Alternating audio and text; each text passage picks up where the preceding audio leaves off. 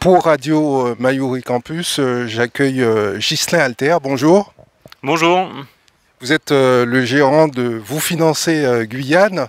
En deux mots, une présentation rapide de cette société. Alors nous sommes courtiers en prêt immobilier. Nous accompagnons toutes les personnes désireuses de porter un projet immobilier, d'acheter, dans la recherche de financement. Depuis combien d'années êtes-vous installé en Guyane? Depuis 3 ans. La société appartient à un groupe, vous êtes une franchise? Alors nous sommes des indépendants, mais avec une franchise, effectivement, la franchise Vous Financez. Vous faites principalement du B2B ou également un peu de B2C? Alors on est surtout en B2C avec les particuliers. On propose également des services pour les professionnels, mais on le fait de manière plus en aparté, on va dire. Alors, que peut-on dire sur le marché actuellement? On sait qu'en métropole, il y a une flambée des taux. Est-ce qu'il y a une similarité en Guyane où la situation est tout autre? Alors bien sûr, on observe sur la Guyane, comme partout ailleurs en France, une augmentation significative des taux depuis 1 an, qui vient freiner la capacité des personnes à obtenir des crédits, effectivement. Le fait que l'offre bancaire soit plus importante en métropole, est-ce que cela change quelque chose dans l'approche et dans l'accompagnement que l'on pourrait avoir quand on a un projet quelconque? Alors non, on a des offres similaires en Guyane, de très bonnes offres bancaires. Bien évidemment, ce ne sont avec des taux qui peuvent différer d'avec ceux de la métropole. Néanmoins, on a de très bonnes offres bancaires en Guyane. Avec un bon accompagnement, un bon montage de dossier, bien évidemment, tout va mieux, effectivement. Et c'est là justement que vous intervenez dans la phase de montage de dossier? Tout à fait, notre métier c'est vraiment d'accompagner de A à Z, c'est-à-dire d'abord de comprendre qui sont nos clients, ce qu'ils souhaitent à moyen, court terme et surtout à long terme pour effectivement monter un dossier qui corresponde d'abord au projet immobilier et puis ensuite aussi à leur situation à plus long terme.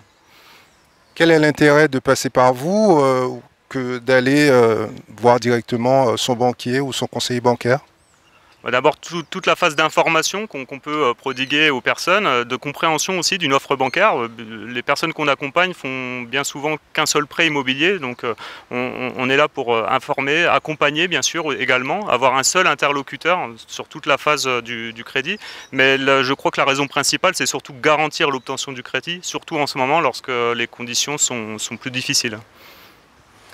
Qu'est-ce qu'il faut pour qu'un dossier puisse passer auprès de la banque qui n'y avait pas peut-être avant compte tenu du contexte? Je dirais l'apport en premier. C'est vrai que d'avoir de l'apport, c'est essentiel aujourd'hui. La banque va être soucieuse de savoir si vous êtes en capacité d'abord de faire de l'épargne, de produire de l'épargne.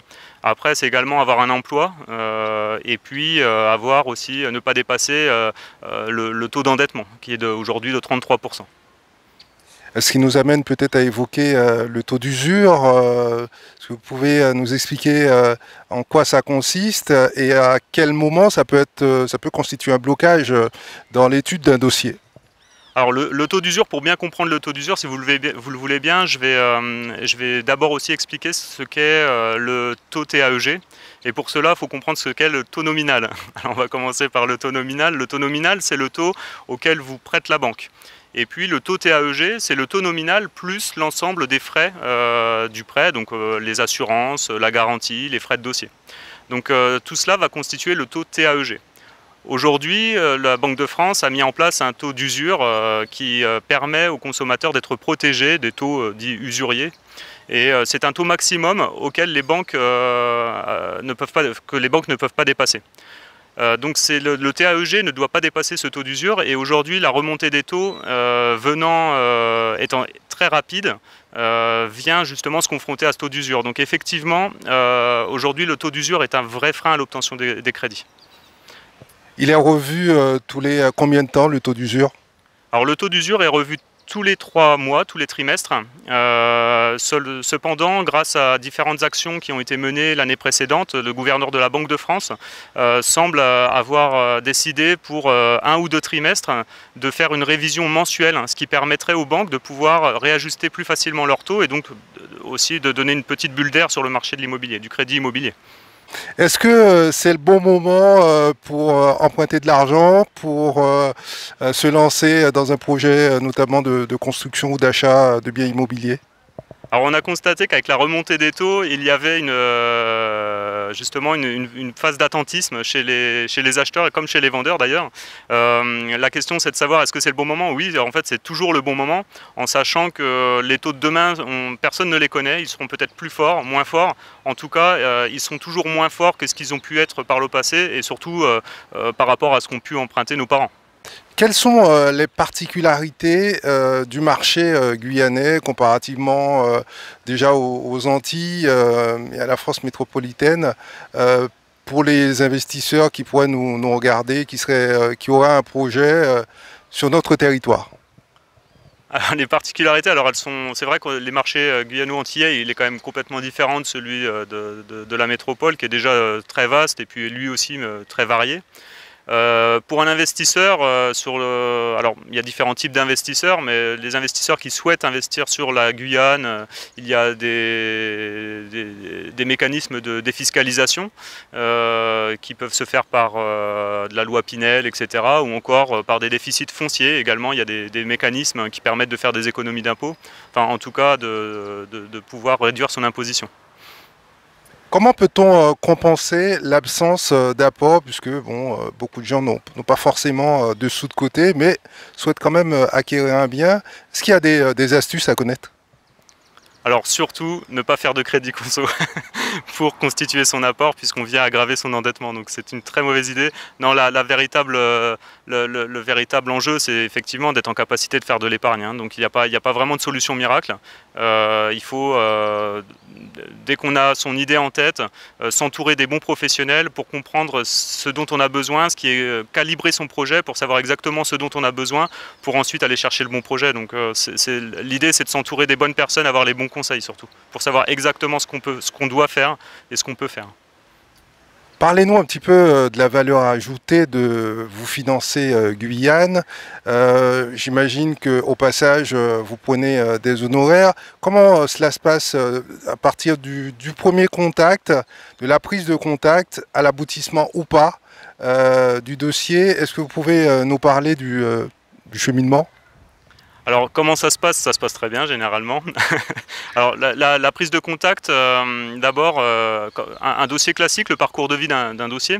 On va d'abord prendre une prise de contact, un rendez-vous dans lequel on va pouvoir déjà dégrossir un petit peu qui vous êtes, ce que vous voulez. En fonction de la maturité également de votre projet, en fonction de peut-être avez-vous déjà signé un compromis ou êtes-vous simplement en recherche de votre capacité d'emprunt. En fonction de cela, on va déjà aussi orienter le rendez-vous. Si vous êtes déjà sous compromis, on va regarder effectivement si vous êtes en capacité d'acheter votre bien et puis ensuite aller directement déposer, après avoir constitué votre banque et optimisé un plan de financement, on va aller déposer votre dossier auprès des établissements bancaires lesquels seront intéressés ou non d'ailleurs à nous faire des propositions que l'on vous soumettra. Et si vous acceptez ces propositions, une de ces propositions, alors à ce moment-là, nous irons jusqu'au bout du déblocage des fonds chez le notaire, devant chez le notaire. Et effectivement, vous parliez d'honoraires, elles ne seront dues que si jamais le dossier aboutit, bien évidemment. Passer par vous financer Guyane, cela permet d'économiser du temps, de l'argent, de l'énergie, d'aller plus vite? Tout à fait, c'est une tranquillité d'esprit. C'est la garantie de l'obtention de la réalisation de son projet. C'est vraiment, on va dire, je dirais presque que ça devrait être incontournable. Chacun verra midi à sa porte. Vous avez des prescripteurs qui vous envoient généralement ces prospects qui deviendront peut-être des clients? Alors oui, on travaille avec des prescripteurs, effectivement, qui nous envoient des agences immobilières notamment, qui nous envoient des dossiers pour vérifier l'éligibilité des personnes à un financement avant de signer un compromis, ce qui facilite aussi beaucoup les choses pour les personnes qui recherchent un bien, c'est-à-dire que nous, on va leur délivrer une attestation leur permettant devant un agent immobilier ou un propriétaire de bien valider le fait qu'ils sont finançables. Donc ça met vraiment en confiance le vendeur. Et effectivement, ces prescripteurs nous envoient ces dossiers pour d'abord les valider, puis ensuite garantir encore une fois pour eux l'obtention du financement et donc l'aboutissement du projet. Quand on vous soumet un dossier, quels sont les premiers aspects que vous regardez? Alors, comme on le disait tout à l'heure, en ce moment, l'épargne, c'est vraiment le nerf de la guerre. Donc, d'abord, c'est l'épargne, la situation salariée, la situation matrimoniale également, savoir est-ce que vous êtes marié, sous quel régime, est-ce que vous empruntez en nom propre ou avec une SCI. Donc, tous ces aspects-là sont à regarder, mais c'est vraiment la rémunération, on va dire, le montant de la rémunération, l'apport et puis la situation d'emploi. Est-ce que la durée des crédits a tendance à diminuer, à raccourcir, puisqu'on était à un certain moment, ça pouvait monter jusqu'à 30 ans. Quelle est la tendance aujourd'hui? Alors tout à fait, auparavant on pouvait aller jusque 30 ans, les périodes aujourd'hui sont jusque 25 ans, alors on peut aller un tout petit peu au-delà en fonction du type de projet, notamment quand on fait une construction. Les tendances ont été à la baisse avec la réduction des taux. Néanmoins, on observe une remontée de ces durées de crédit avec la remontée des taux. Alors, entre le taux fixe et le taux variable, lequel choisir? Est-ce que la question se pose dans le contexte économique actuel? Les taux variables reviennent un petit peu à la mode, mais ça reste très marginal.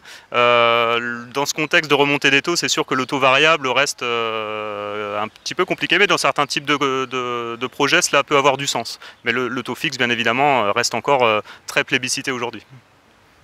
On va plutôt privilégier le taux variable sur des délais plutôt longs.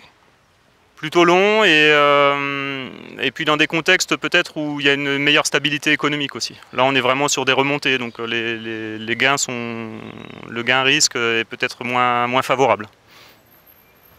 Ce sont combien de dossiers par an que vous accompagnez? Quel taux finit par aboutir? Alors les tendances, alors nous sommes une jeune entreprise qui sommes en croissance, donc on espère faire encore plus de dossiers l'année prochaine. En tout cas, les taux de conversion sont très importants, c'est-à-dire que j'ai presque, on va dire 98% des dossiers que je présente en banque vont au bout en fait, obtiennent un financement. Donc on a de très bons résultats. Les taux par contre sont très variables. Bien souvent d'ailleurs, une des questions que l'on me pose, c'est quels sont les taux en ce moment. Alors c'est un peu comme si je répondais à la question quel est le prix d'une maison. De manière générale, ça n'a pas de sens. Un taux, il est toujours fonction d'un contexte et lié à des personnes en fait, à un dossier. Ils changent quotidiennement les taux?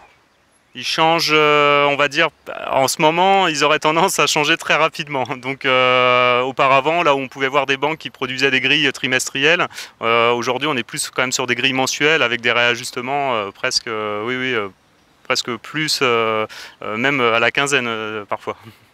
À quoi c'est lié? À la guerre en Ukraine? Différents. Alors il y a l'inflation, évidemment, la guerre en Ukraine, il y a un contexte quand même international, financier, qui est plus difficile. Mais néanmoins, l'inflation reste quand même, à mon avis, un des facteurs importants de cette remontée des taux. Aujourd'hui, les banques empruntent de l'argent bien plus cher qu'elles ne le revendent sur le marché. Parlons des taux d'assureurs, taux d'assurance. Je sais depuis l'année dernière, si je ne m'abuse, les propriétaires peuvent racheter, en tout cas changer d'organisme pour mettre en concurrence au fait leur banque sur le taux d'assurance. Est-ce que vous intervenez sur ce type de dossier également? Alors bien sûr, on intervient sur les assurances, mais je dirais de toujours être vigilant. C'est mettre en concurrence, oui, mais pourquoi? Et encore une fois, bien savoir lire les offres qui nous sont données, tout comme les offres de prêt qui, d'une banque à l'autre, varient. Même sur un même taux, on peut parfois se dire, tiens, cette banque me fait un taux plus intéressant, donc je vais aller vers elle. Parfois, l'offre globale est vraiment moins intéressante, donc il faut pouvoir lire ces offres. Et de la même manière, les assurances, il faut être vigilant, parce que de changer d'assurance, ça a aussi des impacts. Et bien en parler avec son conseiller et ne pas simplement se rester figé sur des questions de prix. Quel est l'âge moyen des acquéreurs guyanais? Alors l'âge moyen de nos dossiers à nous, on tourne autour de 35-40 ans. C'est bien comparativement à d'autres pays, à la métropole, c'est moins bien? C'est la moyenne nationale, on est dans la moyenne nationale. Je crois que la moyenne nationale, un primo-accédant, c'est 38 ans. Il y a une vraie volonté que vous avez décelée auprès des Guyanais de posséder leur maison, de devenir propriétaire. Ouais, il y a un vrai engouement, hein. Je crois que c'est. Alors, je ne sais pas si c'est spécialement sur la Guyane ou c'est vraiment national, mais je crois que il y a une vraie volonté, en tout cas, de devenir propriétaire. Et nous, on est vraiment ravis de pouvoir accompagner les personnes dans ce projet, et surtout quand les dossiers sont un peu difficiles, de pouvoir leur permettre d'aller au bout, c'est vraiment une satisfaction. Ouais. Vous financez Guyane est présente à Cayenne et également dans l'ouest de la Guyane, à Saint-Laurent-du-Maroni. Quelle comparaison pouvez-vous faire entre ces deux territoires par rapport aux différents dossiers que vous traitez? Est-ce qu'il y a des choses à dire ou pour vous ça change absolument rien? Alors c'est vrai que nous avons fait le choix d'avoir une agence également à Saint-Laurent-du-Maroni. Alors le plus gros du volume d'affaires effectivement se fera sur Cayenne, mais Saint-Laurent-du-Maroni a ses particularités qui sont, on va dire, liées au foncier, où le foncier n'a pas la même disponibilité, avec des complexités, avec beaucoup plus de complexité en tout cas. Quels sont vos projets sur la Guyane? Alors nous espérons devenir leader du courtage sur la Guyane, continuer à développer, continuer à aider les personnes à obtenir leur financement et voir leur projet aboutir. Vous avez des concurrents? Si oui, quelles sont vos forces, vos faiblesses? Alors je dirais que notre principale force d'abord c'est d'être sur place, de pouvoir d'avoir un vrai contact physique avec nos clients, de pouvoir les recevoir dans nos bureaux, pouvoir prendre le temps de leur expliquer exactement ce qu'est un financement, comment ça va se passer. Je pense que c'est vraiment ce qui nous revient aujourd'hui comme satisfaction client.